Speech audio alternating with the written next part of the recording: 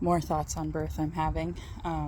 So I'm a pretty tough person. I broke my ACL and didn't use pain medicine for that, along with MCL and LCL and meniscus, and didn't use anything, not Tylenol, not ibuprofen, nothing. I just had this horrible break and I just dealt with it, And when my wisdom teeth were removed, I didn't use any of the pain medicine they sent home with me.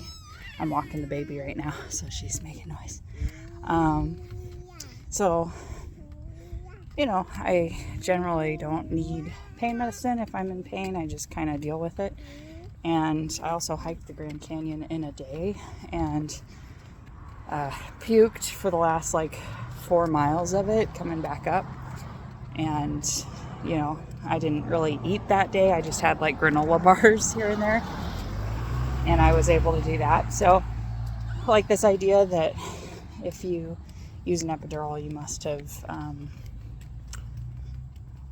had a low pain tolerance is just annoying to me.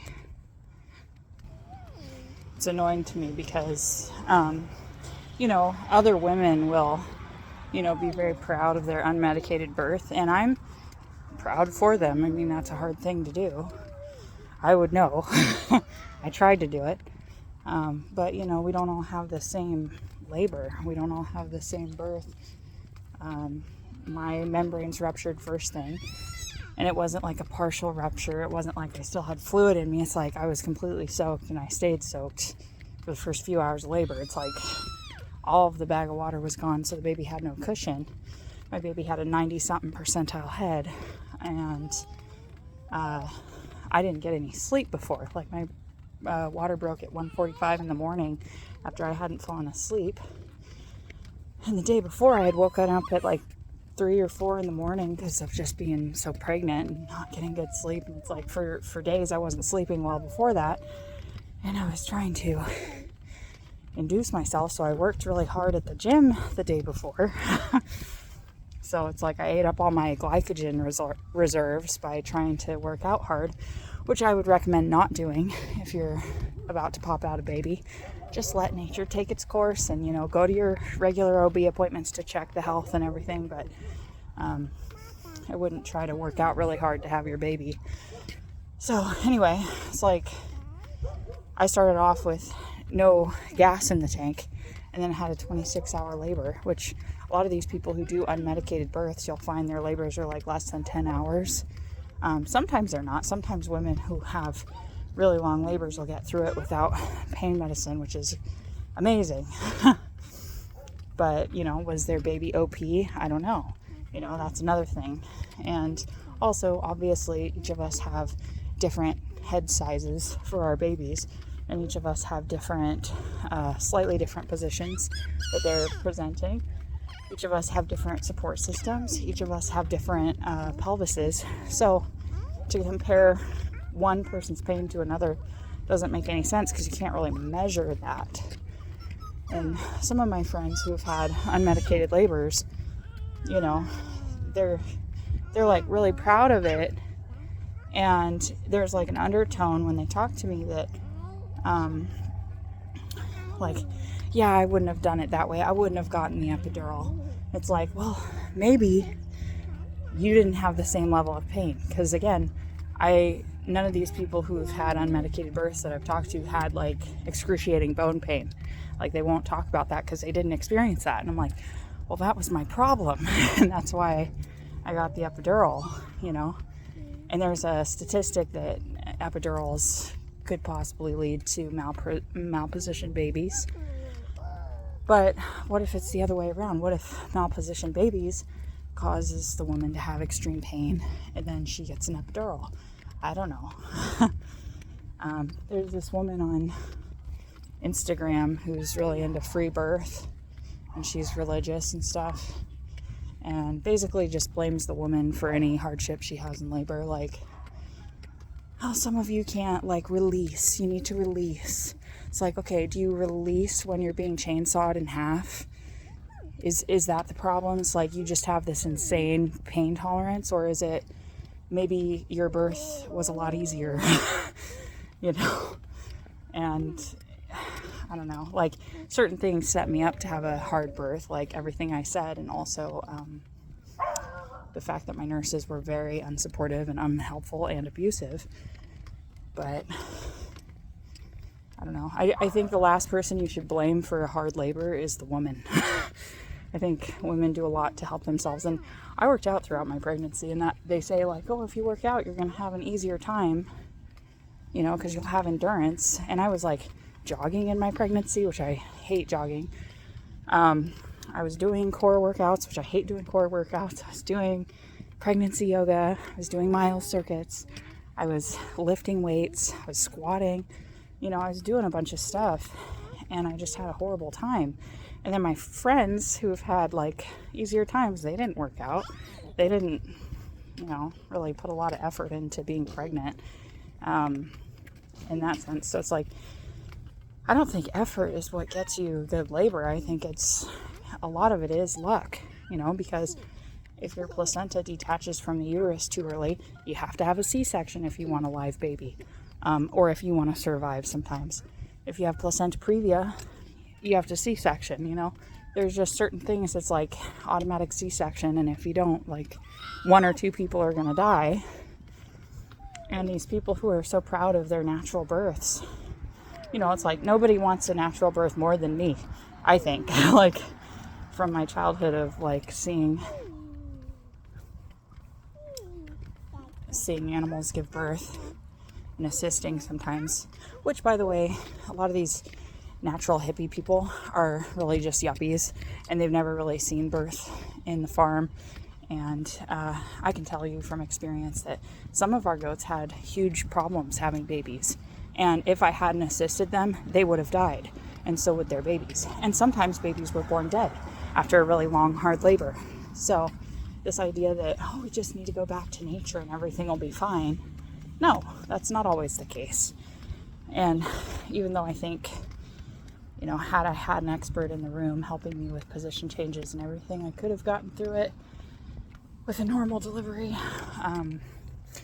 You know, those weren't the circumstances I had.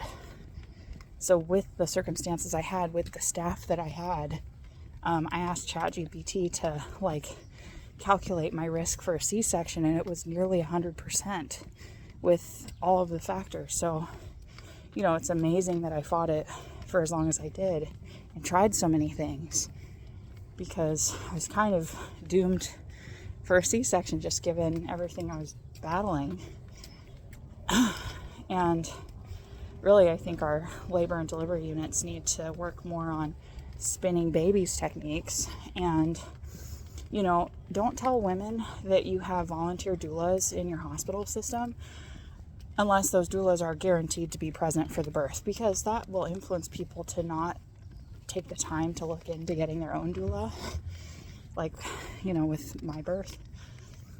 And a doula is really invaluable, and it's really somebody you should hand select who has experience birthing their own child, that's my opinion, or is just like very, very knowledgeable about spinning babies techniques and stuff.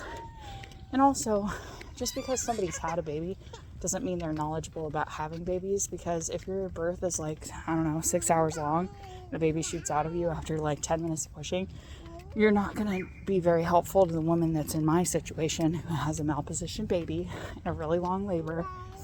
And, you know, to give all those natural people credit for their theories, I was stressed in labor, you know. It was very hard to relax and release, you know. And I started dilating more once I had the walking epidural, so it could be that the walking epidural is really what helped me. You know, maybe I shouldn't feel so much shame for getting pain relief, because maybe that's what helped me relax. But sometimes you can't relax. And animals are like that too. Like elephants, if they're not relaxed, they'll hold on to their baby a lot longer. So, you know, again, to say like, oh, it's the woman's fault, she needed to relax more, she needed to be more in tune with her body.